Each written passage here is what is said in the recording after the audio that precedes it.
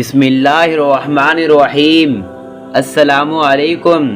मोहतरम नाज़रीन, आज हम आपकी खिदमत में ऐसा वाक़या पेश करने जा रहे हैं जिसे सुनकर आप हैरत में पड़ जाएंगे।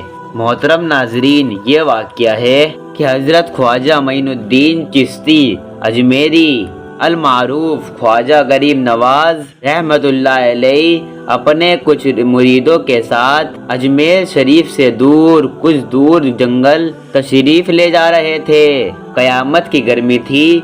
धूप से बचने के लिए आप रहमतुल्लाह अलैह और मुरीदैन सायादार दरख्त के नीचे बैठ जाते हैं। अभी आप आराम ही फरमा रहे थे कि जो कि वहाँ का राजा, जो कि जालिम शख्स था, वो भी अपने सिपाहियों के साथ उस तरफ आ निकला। उसका राजा बहुत दूर था, मगर उस राजा का दस्ता ख्वाजा गरीब नवाज रहमतुल्लाह अलैह उनके पास आया और उन्होंने मुहाकिब होकर कहा कि ए बूढ़े शख्स, फौरन अपने साथियों के साथ यहाँ से रफू चक्कर हो जाओ, क्योंकि यहाँ पर मौजूद दरख्तों की छाँव में हमारे राजा साहब के ऊँटों ने बैठना है।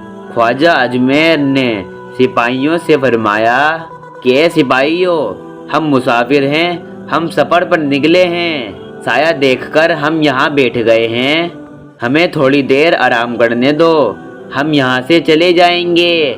मगर नाजरीन, ये बात सिपाहियों की तबीयत पर अच्छी नहीं गुजरी और ये बात वो कहने लगे कि तुम्हें नहीं पता, फौरन ये जगह खाली करो, वरना हो न हो तुम हमारे राजा साहब के औताक के शिकार हो जाओ। नाजरीन, जब हज़रत ख्वाजा गरीब नवाज रहमतुल्लाह अलैह अपनी मुस्कुराते हैं, ए सिपाहियों, इतना बड़ा जंगल है, तुम्हारे राजा के ऊँट तो कहीं भी बैठ सकते हैं। सिपाही कहते हैं ऐसा नहीं हो सकता, वो ऊँट हमेशा यहीं बैठते हैं, और जब हमने आपसे कह दिया है तो आपको हमारा हुक्म मानने का तो सवाल पैदा नहीं होता। मोहतरम नाजरीन, हज़रत ख्वाजा रहमतुल्लाह अलैह ने फरमाया, ठीक है भाई, जैसे तुम्हारी मर्जी, हम यहाँ से चले जाते हैं, लेकिन याद रखना, यहाँ पर इस जगह पर सिर्फ राजा के ऊँट ही बैठेंगे और बाकी मेरे अल्लाह की मर्जी।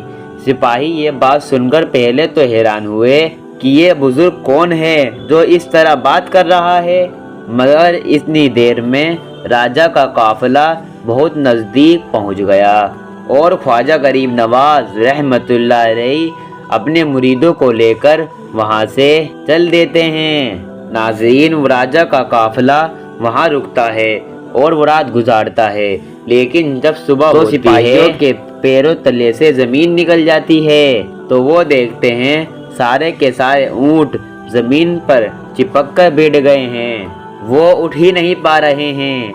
ऐसा लगता है कि उनकी टांगों में कोई जान ही ना रही हो।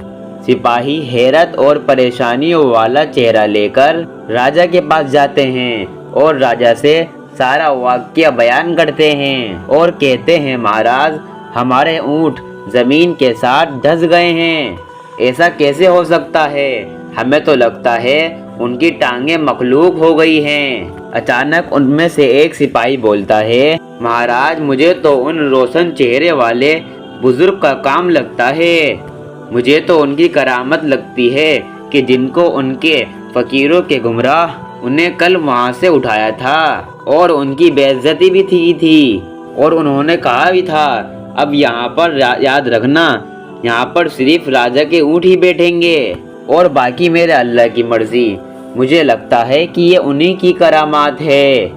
राजा ने सिपाहियों से कहा कि शायद तुम ठीक कह रहे हो, वो कुछ सख्त फकीर थे और जाओ उन्हें ढूंढो, उन्हें ढूंढकर अपने रवैयों के साथ माफ़ी मांगो।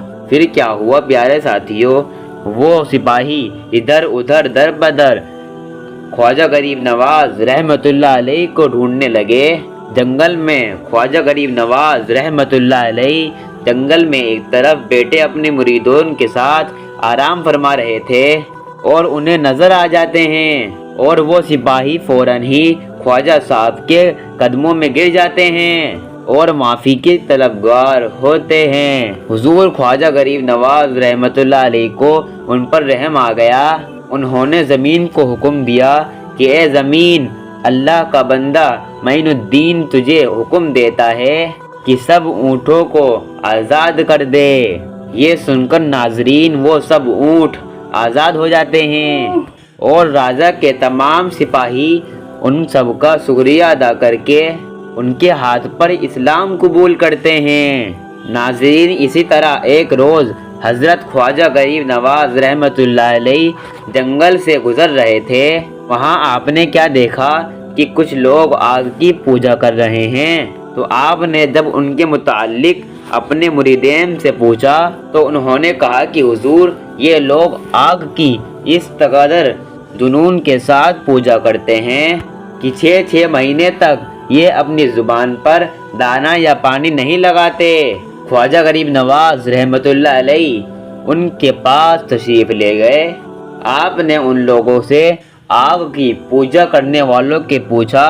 انہوں نے جواب دیا کہ ہم لوگ آگ کو اس لیے پوجتے ہیں، یہ ہم سے خوش ہو کر تو یہ ہمیں دوزخ میں تکلیف نہیں پہنچائے گی۔